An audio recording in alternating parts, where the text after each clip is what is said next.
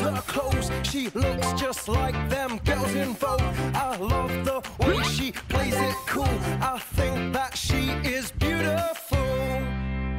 두 번의 도전 끝에 이번에도 다시 기회가 오게 됐는데 운명 같은 만남이라는 생각도 들었습니다. 스포츠에 대한 또 애정이 그만큼 많이 생겼기 때문에 9번의 프레젠테이션을 거쳤다면 거의 1000번이 넘는 연습이 있었습니다. It's an honor to represent one's country, but perhaps even more poignant.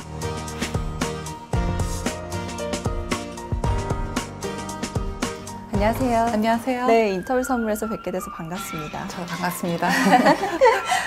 평창 동계올림픽 유치위원회 네. 전 대변인, 그렇죠? 대변인이셨고 바로 이제 이 다음이 평창 동계올림픽 차례가 될 텐데 요즘 잘 보고 계시죠, 경기들? 네, 거의 뭐 모든 국민도 마찬가지겠지만 거의 밤을 새우는 것 같아요.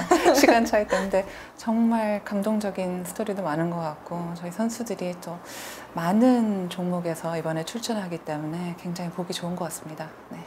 소치 올림픽 보시면서 네. 어떠세요? 궁금한데요. 그거 보면서는 사실 지금 제가 조직 위에 속해 있진 않지만은 저희가 조금 더 준비를 잘해야 되겠다는 생각도 들고요. 왠지 4년 후에 평창에서는 더 잘할 수 있다는 자신감이 생기는 것 같아요. 특히 많은 국민들이 응원해주고 또 그 스탠드를 객석 자리를 가득 메울 것을 생각하면은 그런 면에서는 조금 더 축제 분위기가 나지 않을까 하는 기대감이 벌써부터 생깁니다. 언제부턴가 평창 동계올림픽이라는 단어를 떠올릴 때면 사실 나승현 전 대변인을 저희가 빼놓고 생각할 수가 없거든요. 네. 유치를 한 지가 벌써 2년 반이 지났더라고요. 벌써. 시간이 너무 잔인하게만큼 빨리 지나갔는데 다시 본업으로 돌아왔고요. 이제 영어 컨설팅 회사를 계속 운영하고 있고 대한적십자사의 홍보대사로 지금 활동을 하고 있고요. 또 아리랑 TV에서는 Heart to Heart이라는 최장수 인터뷰 프로그램을 또 1년 전부터 진행을 하게 됐고 대통령 직속 청년위원회에서는 청년위원으로 또 활동을 하고 있습니다. 그 외에는 아무래도 평창 관련된 경험 그리고 특히 글로벌 커뮤니케이션의 중요성에 대해서 또 학생들과 기업을 상대로 강연을 좀 하고 있습니다. 또 듣던 대로 굉장히 정말 바쁜 시간과 많은 활동들을 하고 계신데 오늘 이렇게 시간 내주셔서 다시 한번 진심으로 감사드려요. 지금 말씀하신 것 중에 대한적십자사 홍보대사로서 활동하고 계시다는 거 그리고 거기에서 또 지난 연말에 이제 조금 의미 있는 활동을 하셨다고 들었거든요. 굉장히 힘든 도전이었다는 얘기가 들리던데요. 네, 그게 이제 저희가 이제 작년 말에 3박 4일 동안 저희가 72시간 동안 지냈던 Serious Request라고 합니다. 그래서 대한적십자사의 어떻게 보면 1년 행사 중에 가장 큰 모금 활동이에요. 전 국민을 상대로 하는 모금 활동이라고 할 수 있는데 우리 사회의 4대 취약계층을 위해서 모금을 하는 활동인데 원래는 네덜란드에서 시작한 겁니다. 그거를 저희가 재작년부터 한국에서 또 시작을 했고 그게 아시아 최초로 시리어스 리퀘스트를 한번 해봤습니다. 그래서 첫 해는 홍대 앞에서 저희가 했었고 그때는 1박 2일로 잠도 안 자고 먹지도 않으니까 사실 48시간도 조금 길긴 하더라고요. 근데 작년에는 그것을 72시간으로 또 늘렸습니다. 네. 그래서 저와 이승환 대사님 그리고 박민우 대사님과 같이 저희가 72시간 동안 잠도 안 자고 먹지 않고 계속 방송을 하면서 모금 활동을 했습니다. 저희가 아마 14억 정도를 모금했던 걸로 알고 있습니다. 그렇게 어떤 대한적십자사의 홍보대사로까지 활동 영역을 넓히신 거는 평창 유치 활동, 올림픽 유치 활동을 하시면서 그게 계기가 된 거죠? 네. 그러니까 방송은 사실 96년도 아리랑 TV 처음 생겼을 때부터 했습니다만 이제 아무래도 평창을 통해서 아무래도 많은 분들이 좀 알게 되셨고 그 이후로는 좀 불러주시는 분들도 많이 생겨서 좀 감사하기도 하고 처음에는 무엇보다도 부담스러웠었던 것 같아요. 어떻게 보면은 10분도 안 되는 시간을 방송을 탔었는데 그 이후로 갑자기 평창 동계올림픽 유치의 주역 중에 한 명으로 좀 얘기를 해주시는 게 맞죠, 근데. 아유, 감사하긴 하지만은 사실 잘 아시다시피 평창 유치 노력은 10년 동안 저희가 노력을 하지 않았습니까? 네. 그래서 10년 동안 보여줬던 열정과 끊임없는 그러한 의지가 아주 컸었고 저희가 계속해서 약속했던 바를 또 저희가 실행을 했기 때문에 IOC 위원들의 신뢰를 받았고 또 스포츠인들의 향상된 역량을 또 보여줬었기 때문에 여러 가지 요소가 또 때마침 이렇게 그런 모든 것이 잘 맞아서 됐었던 건데 저는 그러한 노력의 일부분을 맡았던 것 뿐이죠. 근데 저희 아무래도 일반 국민들이나 시청자들이 보기에는 저희 커뮤니케이션, 이제 프레젠테이션을 보셨기 때문에 그렇게 좀 과분하게 저의 역할을 평가를 해주신 것 같습니다. 굉장히 겸손하게 말씀을 하셨지만 아마 보는 사람들이 다 느꼈을 거예요. 얼마나 준비하셨고 또 뭐 진정성 있게 전달하는지 그런 게 다 느껴졌기 때문에 제가 유치위가 해산이 되면서 저의 이제 어떻게 보면 공식적인 역할도 끝났죠. 하지만은 그때 1년 반 동안 유치위와 같이 활동을 하면서 뭐 외국의 IOC 위원들뿐만 아니라 뭐 스포츠를 커버하는 기자들 그리고 또 우리나라의 스포츠 관계자들과 아무래도 잘 알게 됐고 또 제가 스포츠에 대한 또 애정이 그만큼 많이 생겼기 때문에 스포츠 관련된 일은 조금씩은 계속 하고 있습니다. 그래서 국제 스포츠 협력 센터의 이사로서도 활동하고 또 IOC 위원들이 올 때마다 계속해서 그분들과의 친분을 이어나가려고 하고 스포츠인들 특히 운동선수분들이 어떻게 보면 우리나라의 훌륭한 대사 역할을 잘 하시거든요.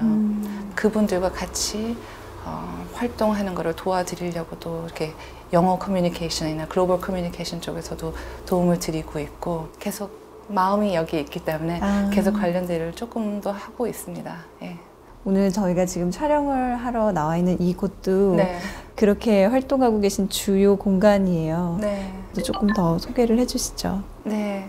우리나라 사람들이 영어 하면은 너무나도 힘들어 하잖아요. 그렇죠. 배웠던 것 중에 하나는 가장 유용한 것은 영어의 레벨과는 상관없이 전달할 수 있는 방법이 이렇게 스킬들이 있다고 생각합니다. 그래서 우리나라 사람들이 기본적으로 공부한 실력 갖고도 충분히 전달할 수 있고 소통할 수 있다고 생각하거든요. 근데 그걸 조금 더 효과적으로 상대방이 더 잘 이해할 수 있게끔 할 수 있는 툴을 그런 스킬들을 저희가 좀 가르쳐 드리고 있습니다. 평창 일을 하면서 우리나라 사람들이 조금 더 글로벌 무대에서 좀 소통할 수 있는 능력을 키워야 된다는 필요성을 좀 많이 느꼈습니다. 우리나라가 그 위상도 많이 올라갔고 우리가 가지고 있는 장점을 그 효과적으로 외국에 그리고 세계에 알리기 위해서는 그 소통은 아무래도 국제 언어인 영어가 필요한 것 같습니다. 그래서 그것을 효과적으로 전달할 수 있는 방법을 같이 공유를 하는 거죠.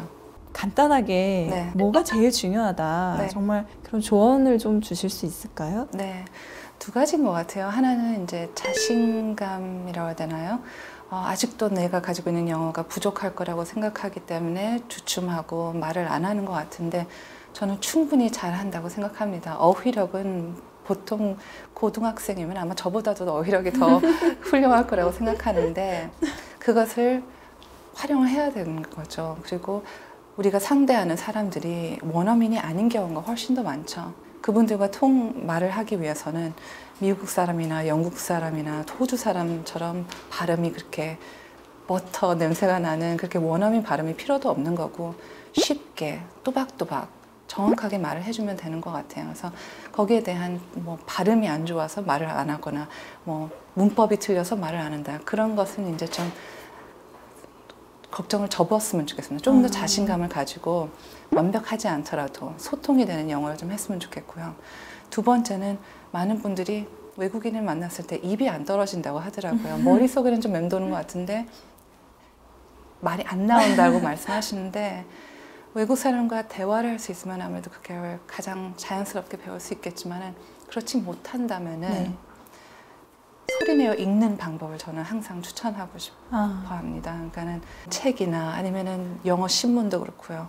뭐 인터넷에서 영어 자료가 넘쳐나기 때문에 그러한 것을 영어로 소리내어 읽는다면은 말하는 것만큼이나 도움이 될 것 같고 입이 떨어지는 거죠. 어떻게 보면 말을 내뱉는 연습을 해야 된다고 생각합니다. 본인이 의지를 가지고 있고 매일매일 꾸준히 조금씩이라도 영어를 하는 그런 연습을 한다면은 외국에 안 나가려도 충분히 잘할 수 있다고 생각합니다. 근데 이제 영어를 그러니까 편하게 우리말처럼 하시는 분이시잖아요. 네. 그렇지만 평창 올림픽 유치 프레젠테이션이라는 중책을 맡았을 때 그거는 또 다른 특별한 준비가 없었으면 힘든 일이 아니었을까라는 생각이 들거든요. 어떠셨어요? 사실 이제 온 국민이 보셨던 저희 더반에서의 마지막 프레젠테이션은 1년 반 동안 했던 9번의 프레젠테이션 중에 가장 마지막 프레젠테이션이었습니다. 그래서 저희가 유치 활동 1년 반을 하면서 여기저기 여러 나라를 돌아다니면서 8번의 프레젠테이션을 이미 했었어요. 그것이 보면 어떻게 보면 다 하나의 연습이었죠. 리허설인 것 같아요. 최종 무대를 위한 리허설. 근데 첫 번째 프레젠테이션 뿐만 아니라 한 번의 프레젠테이션 할 때마다 저희가 적어도 100번씩은 연습을 했었을 겁니다.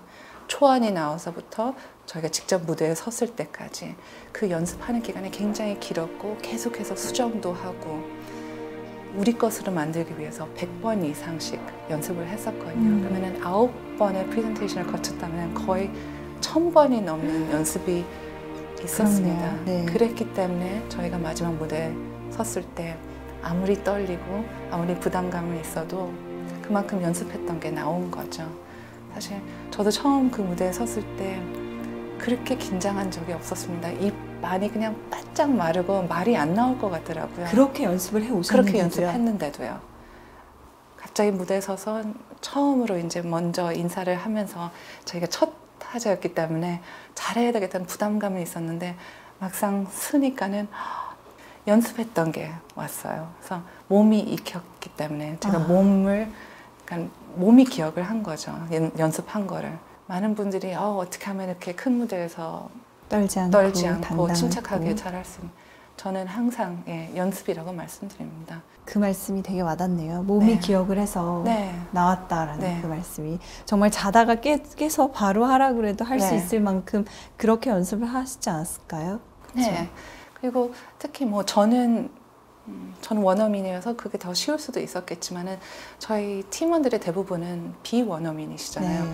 비록 처음에는 좀 어색하기도 하고 내 것 같지가 않을 수도 있지만은 100번 연습하다 보면은 자기 것이 됐어요. 몸도 기억했지만은 본인의 진정성, 본인의 마음을 심은 드러나서 그런 프레젠테이션이 됐기 때문에 그만큼 설득력 있고 호소력이 있지 않았나 싶어요. 유치 프레젠테이션 얘기가 나왔으니까 저는 그런 생각을 했어요. 우리나라도 운이 좋았고 또 나승현 전 대변인 같은 분을 그 유치위에 모실 수 있었던 어떤 유치 팀도 굉장히 운이 좋지 않았을까. 그런 기회가 인생에 올 거라고 생각을 하셨었나요? 저도 어떻게 보면 가장 큰 행운이었던 것 같아요. 그런 기회를 맞을 수 있었다는 게. 왜냐면 사실 2010년 올림픽에 저희가 처음 도전했었을 때 그게 2003년이죠. 그 당시에도 사실 같은 역할을 할 수 있는 계기가 있었어요. 인터뷰까지 갔었어요. 근데 보기 좋게 떨어졌어요. 제가 그때. 그런데 어떻게 2번의 도전 끝에 이번에도 다시 기회가 오게 됐는데 너무나도 감사하게 예전에 저랑 같이 일했던 분들이 기억을 해주셨어요. 같이 일했던 PD님이 또 저를 추천을 해주셨고 유치위의 그 당시에 사무총장님이 또 저를 예전에 이제 여수 2010 세계 엑스포에서 프레젠테이션 했던 모습을 기억해 주셔서 또 연락을 주셨고 그래서 이틀 사이에 2군데에서 연락을 받았었어요. 그래서 약간 이건 운명인가 내가 해야 되는 건가 하는 생각도 들었었는데 나중에 알고 보니까는 또 그 IOC 인터내셔널 올림픽 데이가 또 제 생일하고 또 맞더라고요. 어떻게 보면 운명 같은 만남이라는 생각도 들었습니다. 근데 정말 너무나도 행운이었고 제가 예전에 프레젠테이션이나 MC 같은 건 많이 했지만은 1년 반 동안 우리나라와 우리나라 선수들을 대변할 수 있다는 것은 정말 너무나도 큰 영광이었고 너무나도 소중한 경험 많이 배웠습니다. 운명 같은 기회를 네. 내 걸로 만드는데도 네. 노력을 하셨던 거죠, 개인적으로. 네, 그러니까 처음에 그때 인터뷰에서 떨어졌다고 해야 되죠. 그때 하고 이제 유치위를 저희가 합류한 게 아마 기간으로 보면은 한 7년이 있었겠죠. 7년 동안 저도 나름대로 계속 경험을 더 쌓아왔었고요. 무엇보다도 어떻게 보면은 약간 타이밍인 것 같아요. 그러니까는 두 번째 또 도전했었을 땐 제가 또 잠시 외국에서 살고 있었고 세 번째 저희가 평창 2018 도전할 때는 제가 때마침 한국에 다시 왔었고 네네네.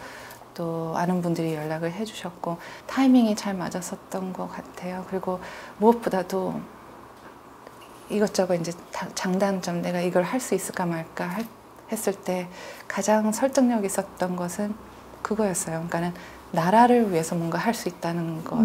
그런 기회는 인생에 한 번 올까 말까 말씀하신 대로인 거고 제가 어릴 적 해외 살면서 외국 친구들이 한국을 모르고 또 한국인으로서 아직 외국 사람들이 몰라서 그 느꼈던 안타까움 그런 걸 좀 어떻게 보면 만회할 수 있고 나도 한 몫을 할 수 있다는 그러한 욕심이 좀 생겼었던 것 같아요. 네. 이렇게 좀 다른 무대이긴 하지만은 여기서 우리나라를 좀 더 잘 알릴 수 있겠다라는 마음이 좀 생기면서 모든 것이 좀 잘 맞아 떨어졌던 것 같아요. 아직도 생생하게 기억이 나실 것 같아요. 그 네. 무대가, 네. 그리고 그때가. 아직도 그 발표문이 기억나세요? 네. 지금 잠깐 부탁드려도 되나요? 네, 네, 그럼요. 그러니까 불어는 안 할게요. 불어해 주셔도 되는데. 예. 그러니까 제가 약간 막 울컥했던 부분들이 항상 있었는데, It's an honor to represent one's country, but perhaps even more poignant, it's the chance to represent the hopes of millions of young people around the world. That is something that only the Olympic movement can provide to us. And it is something that only Pyeongchang 2018 can provide to you today. 왜 그 부분이 가장 울컥하면서 기억에 지금까지도 남아 있는지요? 그러니까 나라를 대표할 수 있다는 것은 정말 너무나도 큰 영광이고 우리 팀원들이 다들 느꼈던 그 부담을 어떻게 보면 대변하는 거기도 하지만은 동시에 우리나라뿐만 아니라 우리를 넘어서서 그 수많은 그 젊은이들, 우리보다 더 많은 사람들을 대변할 수 있다는 것을 다시 한번 기억을 하는 거고 그분들을 위해서 우리가 이 자리에 섰다는 거기 때문에 그것이 가장 마음에 와닿았었던 것 같아요. 그걸 계기로 해서 가장 내 인상에, 내 삶에 달라진 점이랄까? 사실 그때 저희 평창이 이제 동계올림픽 유치가 발표된 날 7월 6일이었죠. 현지 시간으로는 네. 7월 6일이었는데 끝나고 나서 약간 너무나도 행복했지만 약간 허무한 것도 있었어요. 왜냐면은 1년 반 동안 한 곳을 바라보고 달려왔었고 네. 같이 달려왔던 유치위나 많은 관계자들하고 한 가족이 됐었거든요. 근데 이제는 그러한 같이 있을 시간이 이렇게 같은 시간은 다시 올 수 없다는 것을 어떻게 보면 약간 허무하기도 하더라고요. 근데 그 허전함이 한 3개월 정도 갔었던 것 같아요. 근데 뭐 많은 분들이 인터뷰나 이렇게 관심을 가져주셨는데 그 허무함이 있어서 그런지 더 숨고 싶은 생각도 사실 있었는데 그런 마음을 좀 바꾸자는 계기가 됐었던 게 아마 그냥 제가 보통 주말에 하듯이 이제 마트에 가서 장을 보러 갔었고 화장도 하나도 안 하고 허름한 모습으로 평소의 모습대로 갔었는데 어떤 나이 지긋하신 분이 굉장히 사람이 많았었는데 저를 알아봐 주시고 손을 꽉 잡으면서 고맙다고 감사하다고 하셨을 때 정말 우리가 정말 좋은 일을 했구나. 그리고 그런 좋은 일을 어떻게 했는지 그 경험은 많이 공유하겠다는 생각이 들었어요. 그래서 약간 그때까지는 약간 제가 이기적이었다는 생각이 들더라고요. 아, 이거는 평창 경험을 많이 얘기를 해요. 그렇죠. 예, 아무래도 학생들이 그리고 10년 후에 저도 뭐 나승현 대변인처럼 세계 무대에서 우리나라를 대변하고 싶습니다. 그런 얘기를 많이 들었었거든요. 그래서 그것을 좀 더 잘하기 위해서는 어떻게 보면 소통 능력, 그러한 글로벌한 소통 스킬이기 때문에 그거에 관련해서 조금 제가 가지고 있는 노하우나 경험을 공유해야 되겠다는 사명감이 새롭게 생긴 것 같아요. 여기 와봤더니 책들이 정말 네. 이게 아마 직접 보시는 책일 것 같은데 아까 말씀하셨지만 어떤 프레젠테이션의 노하우랄까? 네. 아까는 이제 영어로 소통하는 거의 노하우라면 네, 세 가지로 이렇게 조금 정리를 해드리고 싶은데요. 첫 번째는 일단은 청중에게, 상대방에게 먼저 포커스를 해야 된다, 집중을 해야 된다는 겁니다. 많은 사람들이 프레젠테이션이나 스피치를 얘기할 때 본인이 어떻게 보일지, 뭐 본인이 말해야 될 거에만 신경 쓰고 상대방에 대해서는 연구를 안 하는 것 같아요. 근데 상대방이 무엇을 궁금해하는지, 상대방이 어떠한 단어를 쓰는지, 상대방의 기분은 어떤지, 상대방을 어떠한 자리에서 만날 건지, 그런 사전 연구라고 해야 될까요? 조금 생각을 하고 들어가면 훨씬 더 나의 메시지가 더 잘 받아질 수 있거든요. 두 번째는 내가 말하고 싶은 것은 최대한 단순하게, 심플하게, 예. 우리가 또 많은 것을 보여주려고 하는 욕심이 있는 것 같아요. 그러다 보니까는 너무 많은 내용을 깊이 들어가지도 못하고 너무 많은 내용을 어렵게 포장하고 전달하는 경우가 굉장히 많은 것 같아요. 특히 영어인 경우. 네. 복잡해지고 더 복잡하게 하고 단어도 굉장히 길어지고. 근데 단순할수록 청중은 그걸 받아주기가 쉽고 나도 말하기가 쉽다는 것을 다시 한번 강조를 해드리고 싶어요. 한 문장으로 요약할 수 있어야 된다고 생각합니다. 세 번째는 연습이죠. 속으로 읽는 연습이 아니라 소리내어 읽고 직접 청중 앞에서 하든지 아니면 거울 앞에서 아니면 내 모습을 녹화해서라도 해서 연습을 해서 내 것으로 만들어야 된다고 생각합니다. 책도 쓰셨더라고요. 네. 설득이 굉장히 중요하다라는 거를 강조하셨는데 설득 노하우도 좀 알려주시겠어요? 무엇보다도 이렇게 진정성이라는 얘기를 많이 하는 것 같아요. 근데 우리가 소통할 때 단순히 정보만 전달하는 게 아니잖아요. 어떻게 보면은 거기에 우리의 목소리를 입히고 또 이렇게 표정이나 눈빛을 더하는 것은 감정, 그 정보를 가지고 상대방이 어떻게 느껴야 되는지, 어떠한 감정을 받아야 되는지 그것까지 전달해야 되는 거기 때문에 상대방을 설득하기 위해서는 내 자신이 먼저 설득을 당해야 되는 거죠. 내가 먼저 감동해야지 상대방을 감동할 수 있는 것 같아요. 나의 메시지, 이게 정말 내 마음에서 우러난 건지 그거가 제일 중요하다는 말씀이신 거죠? 네, 저희가 평창의 프레젠테이션도 많은 사람들이 기억해 주시는 이유 중에 하나는 그건 것 같아요. 그러한 열정, 감동이 전해졌기 때문에. 또 앞으로 또 평창올림픽이 다가오게 되면 또 더 할 일이 많아지실 것 같고 어떤 꿈을 가지고 계신지도 좀 궁금해하는 분들이 많이 계시더라고요. 네. 큰 꿈은 없고요. 예전에 하지 못했던 일들이나 이런 역할들이 많이 새롭게 하는 것들이 많기 때문에 그거를 좀 제대로 하고 싶은 생각이 어떻게 보면 제 꿈입니다. 지금 맡은 거라도 좀 열심히 그리고 잘 하자. 그리고 잘 하다 보면은 또 다른 꿈이 생길 수도 있을 것 같아요.